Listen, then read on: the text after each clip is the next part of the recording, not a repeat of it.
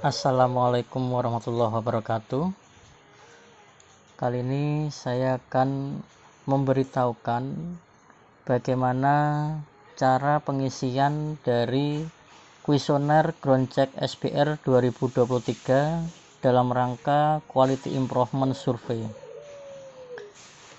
Saya mulai dari yang Romawi pertama, yaitu identitas usaha atau perusahaan, di mana di nomor 101 ini tidak usah diisi oleh pemilik atau penanggung jawab atau pengisi responden dari kuesioner ini, tidak usah mengisi ID SBR. Yang diisi dimulai dari 102, yaitu nama usahanya. Jadi nama perusahaan Bapak Ibu itu apa? Misalkan di sini nama perusahaannya adalah PT Jempol Berkarya Furniture ya. Jadi PT Jempol Berkarya Furniture. Maka panjenengan tuliskan saja di sini Jempol Berkarya Furniture lalu koma PT. Ya, PT-nya ditaruh di bagian belakang.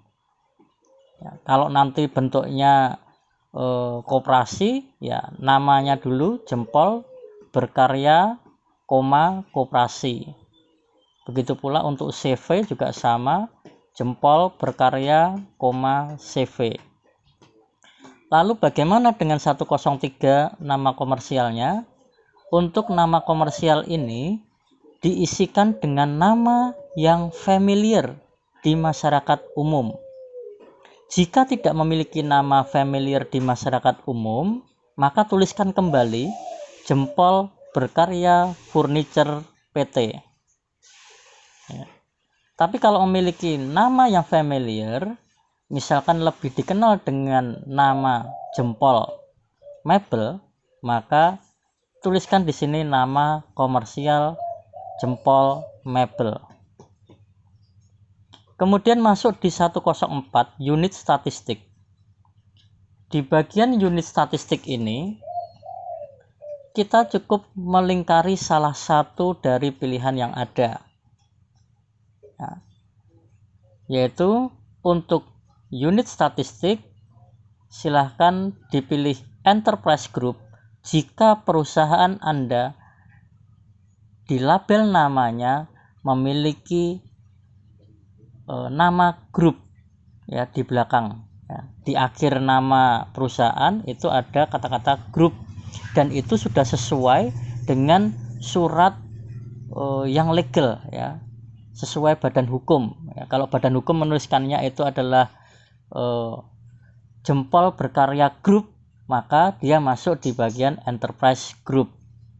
Namun perlu diingat, kalau panjenengan itu berada di naungan Jempol Berkarya Group, tapi panjenengan di bagian cabangnya, maka jangan dipilih yang enterprise group.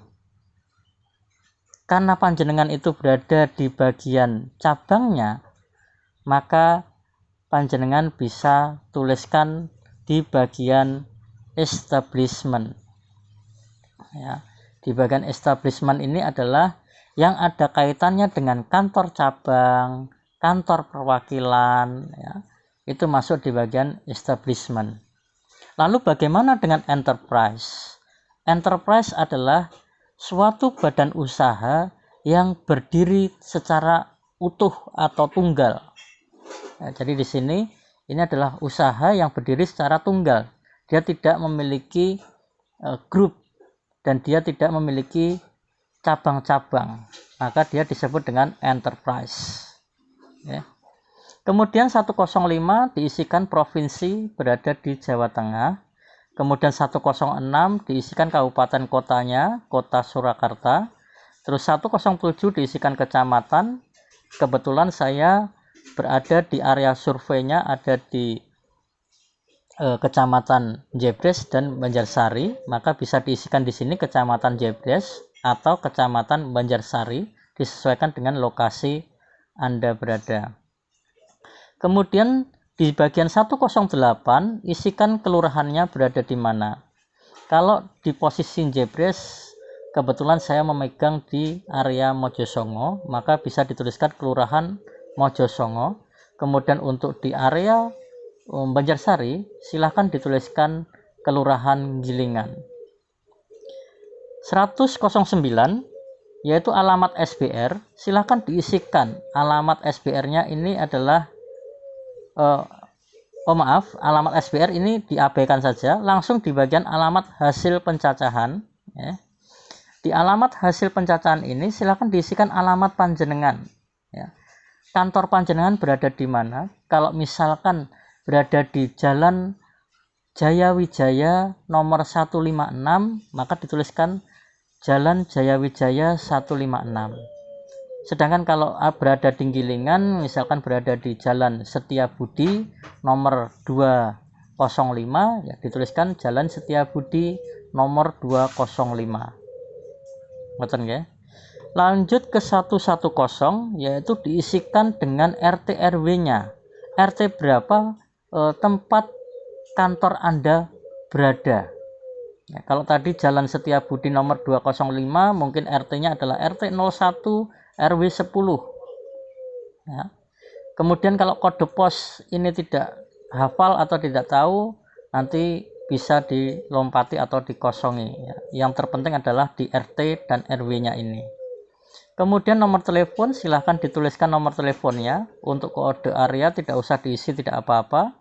Karena sudah pasti di Surakarta pasti menggunakan 0271.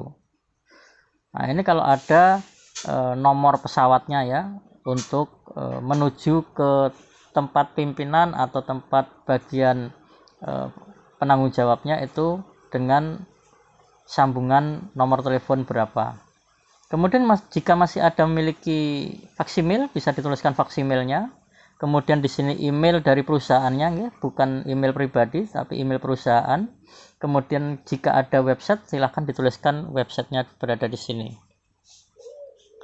Nah, kemudian untuk kondisi usaha perusahaan, pada saat panjenengan itu memperoleh kuesioner ini, sudah pasti kondisinya itu aktif, silahkan dilingkari 1 aktif. Ya.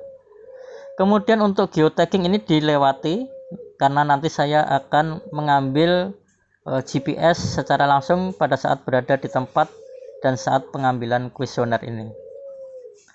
Lanjut ke bagian bab 2. Ya.